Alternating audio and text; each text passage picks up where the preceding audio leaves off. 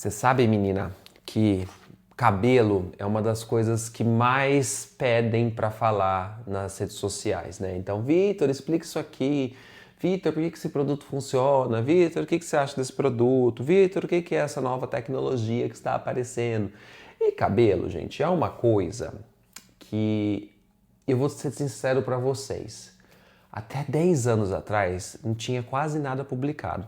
Até mesmo, gente, quando eu ia nos primeiros IFSCs da vida, que são os congressos da International Federation of Societies of Chemical Cosmetics, que eu fui, acho que o primeiro foi em 2017 na Coreia, eu fui em 2017 na Coreia, 2018 na Alemanha, 2019 na Itália e 2023 em Barcelona. E nesses 4 que eu fui, né, da Coreia até Barcelona, eu vi uma diferença muito grande em como o assunto cabelo era tratado. O assunto cabelo passou de poucas palestras para ter sessões próprias.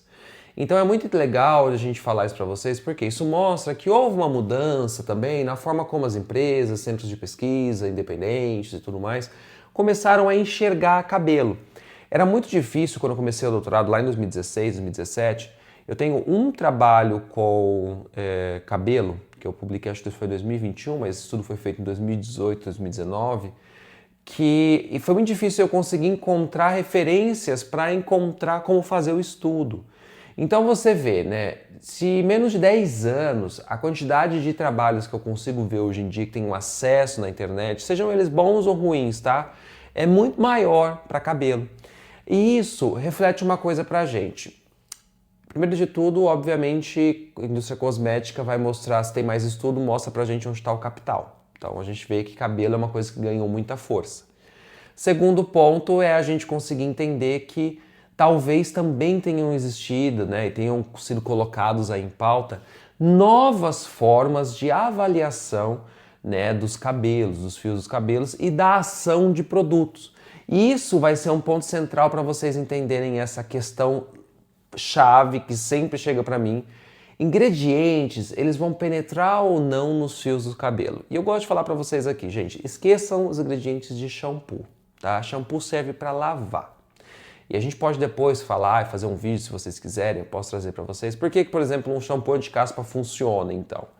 Aí a gente pode conversar sobre isso. Pense mais nesse vídeo e as coisas que eu vou trazer para vocês na parte do tratamento de máscaras, leave-ins.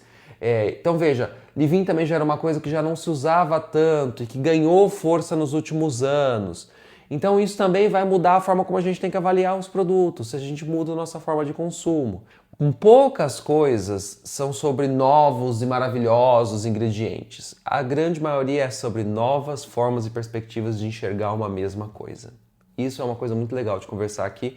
Vem comigo, vamos conversar sobre produtos capilares. Voa, cara, voa! Durante muito tempo, a ideia de produtos capilares não penetram na fibra do cabelo foi tratada quase como uma certeza dentro da ciência cosmética, né? Essa noção ela não era arbitrária, ela se apoiava no entendimento estrutural bastante consistente do cabelo como uma fibra altamente organizada, uma proteína, né, muita proteína, composto praticamente por queratina, que é envolta por uma cutícula que tem camadas que são sobrepostas e aí essas camadas têm uma barreira eficiente. A combinação da organização lipídica da superfície, a densidade proteica do córtex e a presença também de ligações de sulfeto que são muito fortes levavam a uma conclusão muito lógica. A maioria dos ingredientes cosméticos seria incapaz de atravessar essa estrutura de forma significativa, o que limita a sua ação à superfície do fio. É meio que como a fibra do cabelo é proteína pura, tecido morto, nada poderia, de fato, alterar a estrutura do cabelo apenas superficialmente. Eu tô passada, chocada. Meu Deus! Só que, quando a gente revisita, né, à luz das metodologias mais recentes, torna mais evidente que essa conclusão estava, na sua medida, meio que condicionada para as limitações do que a gente tinha naquela época para fazer os estudos.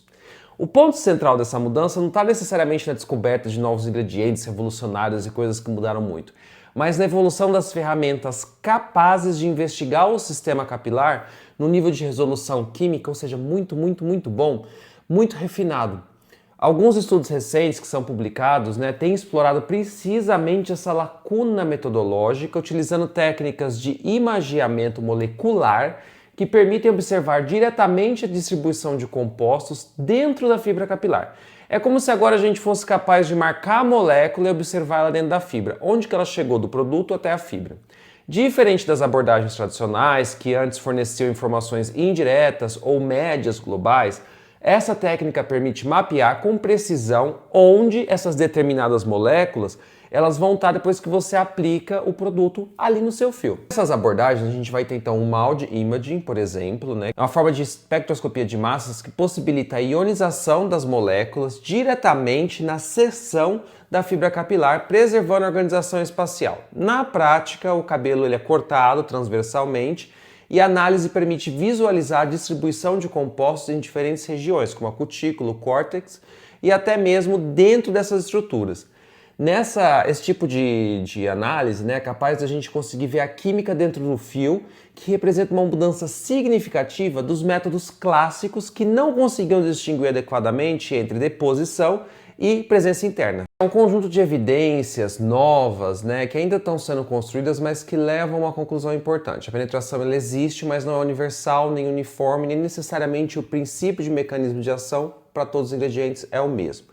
A gente observa que é um sistema altamente dependente de interação entre a molécula, o veículo da formulação, o estado da fibra, e essa visão integrada ela é reforçada pelo fato de que muitos dos avanços metodológicos nessa área têm sido impulsionados por centros de pesquisa e desenvolvimento de grandes empresas da indústria cosmética, principalmente, né? É um problema também porque acaba sendo um pouco enviesado. Vejam bem só.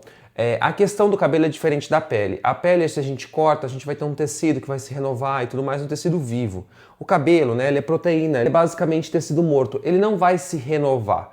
Então é uma outra forma da gente olhar. A gente vai olhar de uma forma muito mais química, bioquímica, do que necessariamente mais fisiológica. Claro que a gente tem uma pergunta tradicional. Os produtos capilares, eles penetram ou não penetram na fibra?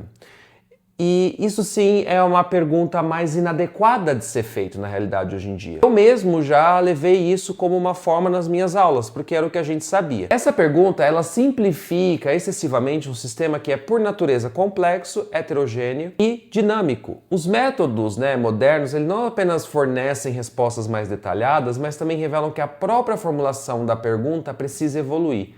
Mais relevante do que saber se uma molécula entra ou não no fio é compreender em que extensão isso ocorre, quais regiões são afetadas, quanto tempo essa interação persiste e como ela se traduz em efeitos mensuráveis ou perceptíveis. Isso é realmente bom para o fio? E é assim que emerge, desses estudos, não é simplesmente a refutação de um paradigma de penetra ou não, mas a substituição de um modelo simplificado por uma visão mais sofisticada do cabelo como um sistema físico-químico integrado. Nesse novo contexto, a penetração deixa de ser um fenômeno binário, de acontece ou não. Eu me entendi como pessoa não binária, e aí hoje eu tô tentando descobrir o que é isso e tentando, surfar nesse mundo muito doido. Personal urinária? E passa a ser entendida como um processo seletivo, dependente de múltiplos fatores inserido numa rede complexa de interações. E como frequentemente acontece na ciência, essa mudança não torna as respostas mais simples, mas certamente torna elas mais próximas da realidade. E por isso que é legal a gente sempre discutir como são colocados os novos claims da indústria cosmética e se eles estão de acordo com o que a gente tem acompanhado de mais novo na questão da ciência, O que a gente tem de métodos para avaliar isso? A gente também tem técnicas como o TOF-SIMS, que oferece uma resolução ainda mais elevada, que permite investigar a composição química da superfície de camadas muito finas com precisão nanométrica. Quando a gente bombardeia essa amostra com alguns íons, a gente analisa o fragmento que sai dessa amostra, do fio, e a gente consegue identificar a assinatura química específica e inferir onde que está acontecendo ali a entrega do ingrediente, Quando é aplicada para o cabelo, essas técnicas também revelam um cenário muito mais complexo do que o modelo clássico de barreira impermeável. Dependendo do tipo de ingrediente, a gente pode ver diferentes locais de deposição, ou mais de um no caso. Os estudos que eu tenho acompanhado, vou deixar aqui na descrição, convergem para uma observação fundamental. A distribuição de ativos na fibra capilar é altamente heterogênea. Em vez de um comportamento uniforme, observa-se que determinadas moléculas, elas conseguem acessar algumas regiões mais internas do fio, enquanto que outras permanecem predominantemente na superfície. E mais importante ainda para falar para vocês, tá, gente? Essa penetração ela não ocorre de uma forma homogênea ao longo da fibra. regiões intercelulares, bem como estruturas associadas ao chamado complexo de membrana celular, o CMC, parecem desempenhar um papel relevante como vias de difusão, o que desafia diretamente a ideia de uma barreira contínua e homogênea, tá? Também vai depender muito do tipo de veículo.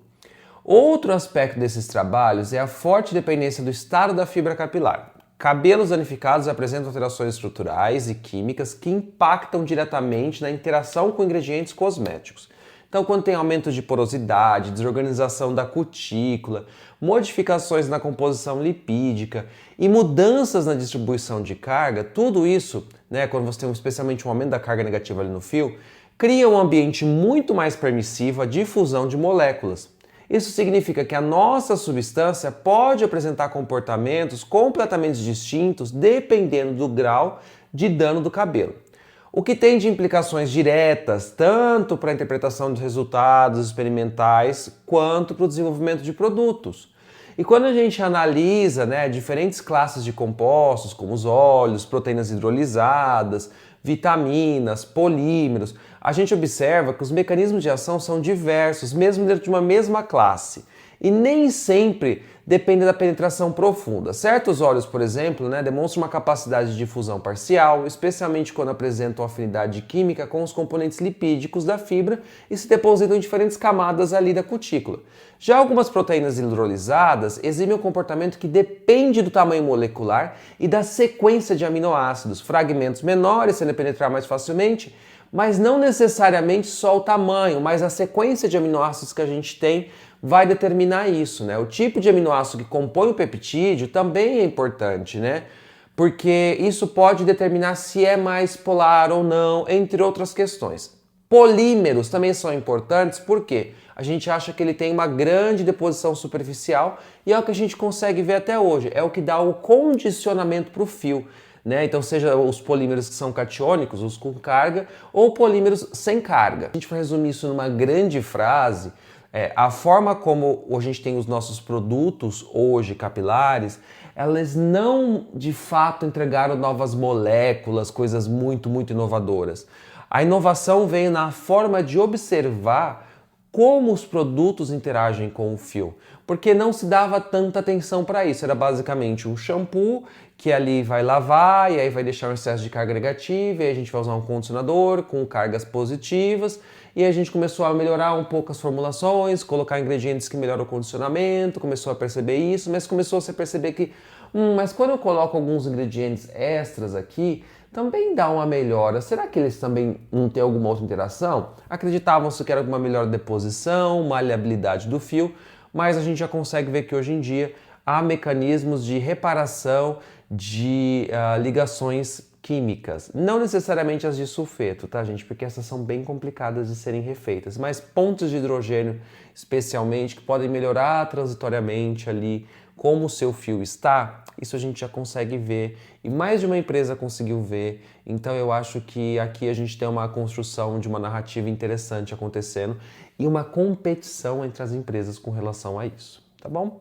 Se você gostou desse vídeo, curte, compartilha e comenta. Não deixa de mandar pro seu grupinho lá de pessoas que adora conversar sobre cabelo, tá bom? Um beijo.